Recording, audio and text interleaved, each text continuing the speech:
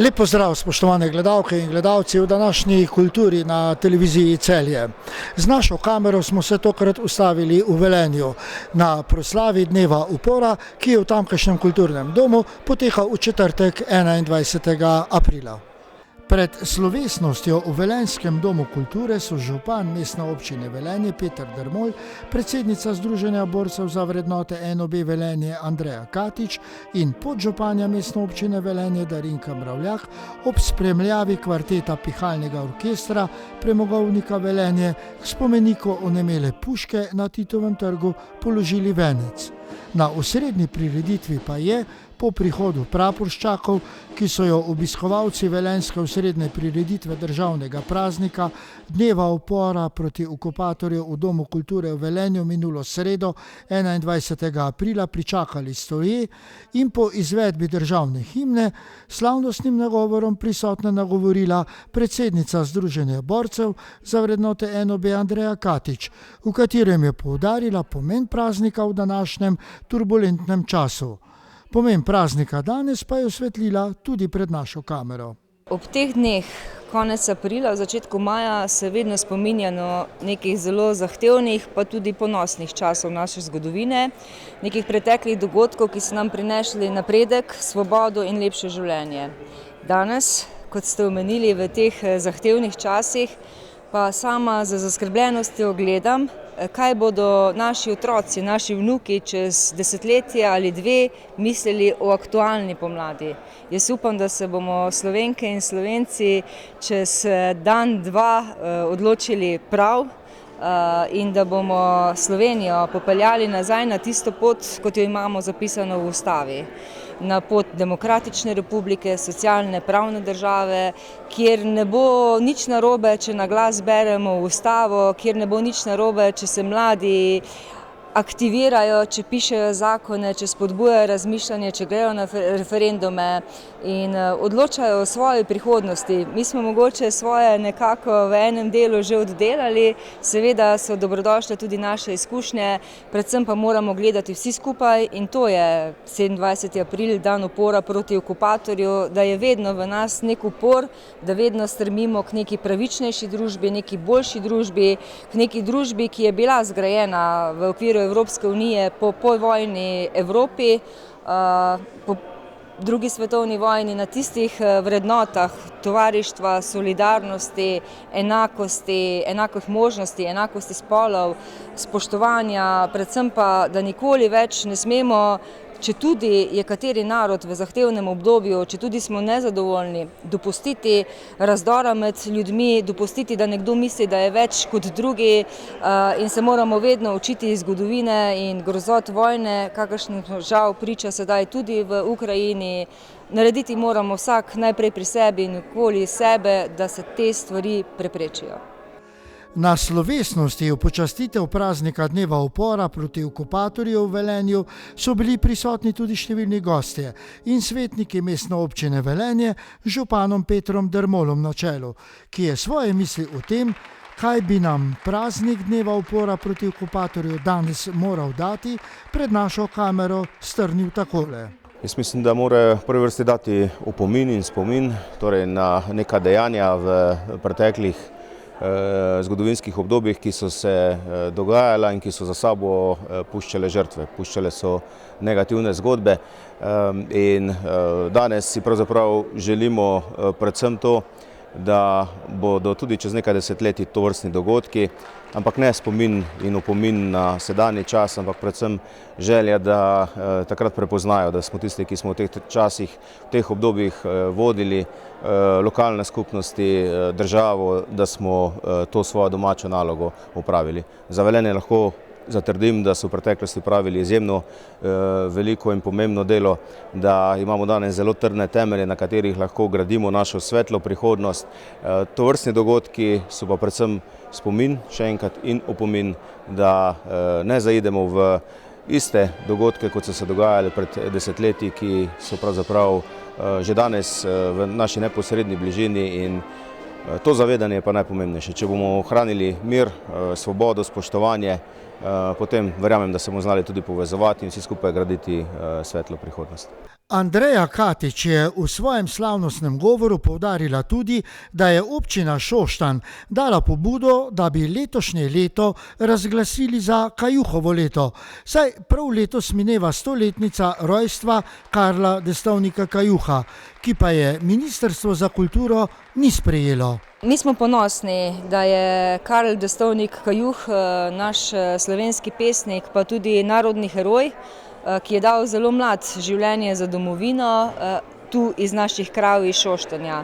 In občina Šoštanj je dala pobudo na Ministrstvo za kulturo, da bi letošnje leto razglasili kot Kajuhovo leto. Žal ni naletelo na odprta ušesa in tudi sedaj, ko sta Svobodna beseda, pa mislim, da tudi Mladina podali predlog, da bi se razglasilo Kajuhovo leto, je bilo to z nelepimi besedami zavrnjeno, da Kajuh ni dovolj pomemben za slovenski narod, da ni dovolj aktualen in tako dalje. Ampak če danes beremo Kajuhove pesmi, pa vem, da tudi v Celju je sodelovala pred kratkim Celjska gimnazija za svojim Kajuhovim pevskim zborom, vem, da je Kajuh tudi v Celju še kako živ, ko ga mladi berejo, pa tudi mi starejši, v njegovih besedah, v njegovih pesmih so še kako aktualna sporočila tudi za današnje dni.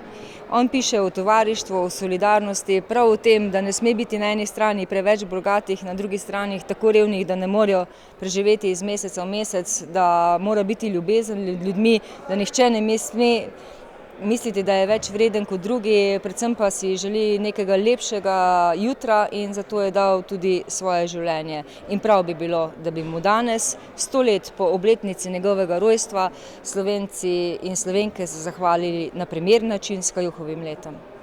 Kulturno-umetniški program slovesnosti ob prazniku pa so pripravili Pihalni orkester Premogovnika Velenje in Rudarski oktet Velenje. Povezovala ga je Tjaša Jegrišnik, simultano pa so ga prevajali tudi v slovenski znakovni jezik. Obiskovalci pa so svojo prisotnostjo dodobra napolnili velenjski hram kulture in tako smo vsi skupaj končno doživeli tudi to prireditev, kot smo jo bili vajeni v predkoronskem obdobju. Ja, jaz mislim, da smo že kar vsi skupaj pozabili, kako prijetno je lahko na takšnih prireditvah in kako lahko na neki simbolni ravni pravzaprav obeležujemo posamezne praznike. Če je zraven še ta domači pridih, kot je Premogovnik Velenje, orkester Premogovnika Velenje pa njihov oktet, mislim, da je lahko samo prijetno. In pogrešali smo te stvari, sem vesel, da smo danes znova odprli to sezono in jaz upam in si želim seveda, da bodo ti dogodki v prihodnje vsaj na tem nivoju kot danes, predvsem pa, da bodo ljudje seveda tudi začutili, da se vrnejo nazaj v dvorane, da so to neke priložnosti, kjer ne samo, da obeležujemo praznike, ampak je konec konca tudi priložnost in možnost druževanja, povezovanja, stkanja nekih novih mnenj in poti in mislim, da je to koristno. Kot rečeno, sta kulturni program oblikovala prominentna Rudarski oktet Velenje in Pihalni orkester Premogovnika Velenje, ki v mestni občini Velenje tvorita enega od stebrov tamkajšnje kulturne tvornosti. Slednji se ponaša z najvišjo umetniško kategorijo pihalnih orkestrov pri nas in je leta 2019 slavil častitljivo 100-letnico delovanja. Njegovi začetki pa segajo bržkone še dlje. Prvi uradno zabeležen koncert pa so izvedli 1. maja 1921. leta. V vseh teh letih Pihalni orkester Premogovnika Velenje, ki trenutno deluje pod taktirko Antona Vrzelaka, beleži konstanten vzpon, kar se odraža v številnih koncertih in pohvalah tako domačega kot tujega občinstva ter v nagradah strokovne javnosti. Posneli so 2 veliki plošči, več kaset in 4 zgoščenke, se udeležili številnih tekmovanj doma in v tujini ter dosegli vrhunske rezultate. Pred več kot desetletjem so zaorali ledino z uvedbo lastnega abonmaja, v katerem pripravljajo odlične in odmevne koncerte. Letno odigrajo do 200 nastopov, preko glasbe pa ohranjajo rudarsko tradicijo in krepijo temeljne rudarske vrednote. Tudi oni so bili zadovoljni, da so lahko ponovno nastopili v živo pred občinstvom. Ja, res je, kar po dolgem času je naš orkester spet nastopal, saj smo zaradi korone bili skoraj 2 leti odsotni iz odrov. Ta dogodek nam res ogromno pomeni. Spet smo se lahko predstavili javnosti in delali to, za kar smo namenjeni. Rudarski oktet, ki je tudi nastopil na prireditvi, pa je bil v Velenju ustanovljen leta 1979 na pobudo Ota Gradišnika in je v vsem tem času krepil, bogatil in širil svoj pevski repertoar. Od stanovskih, knapovskih, narodnih in umetnih pesmi, pa renesančnih, čitalniških, romantičnih, domovinskih, črnsko-duhovnih in sakralnih pesmi, do sodobne slovenske in tuje glasbene literature, v kateri ne manjka tudi popevk in narodno-zabavnih pesmi. Številnimi uspešnimi koncerti je Rudarski oktet Velenje pridobil ugled doma in v tujini. Njegov umetniški vodja je Matjaž Kač. V času svojega delovanja pa je oktet izdal kaseto ter 4 zgoščenke. Zadnja, Sanje so večne, je išla v njihovem jubilejnem letu 2019. Kako pa je bilo na pričujočem koncertu, pa nam je več povedal njihov prvi tenorist Marko Ranzinger. Mi smo veseli, da smo lahko bili del tega dogodka.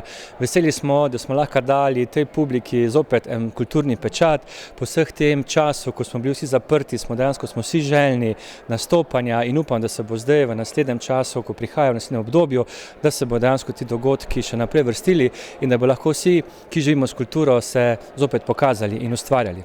Kakšni pa so ustvarjalni načrti in želje obeh v bližnji prihodnosti? Pravkar prejšnji teden nekje smo prišli iz Francije, iz Viena, kjer so nas povabili na en čudovit festival, tako da smo pripravili 3 koncerte. Drugače pa Rudarski oktet, kljub temu, da je bila ta korona, smo toliko majhen sestav, da lahko smo se nekako vadili. V prihodnosti pripravljamo, 17. junija imamo letni koncert, pred nami tudi revija malih vokalnih skupin v maju, tako da dela bo, izzivi so in praktično gremo z dvigano glavo naprej k ustvarjanju. Ja, naši načrti so naslednje leto seveda slovensko tekmovanje, še prej pa novoletni koncert, še prej pa seveda promenadni koncerti po Velenju, da našo glasbo približamo ljudem na ulice.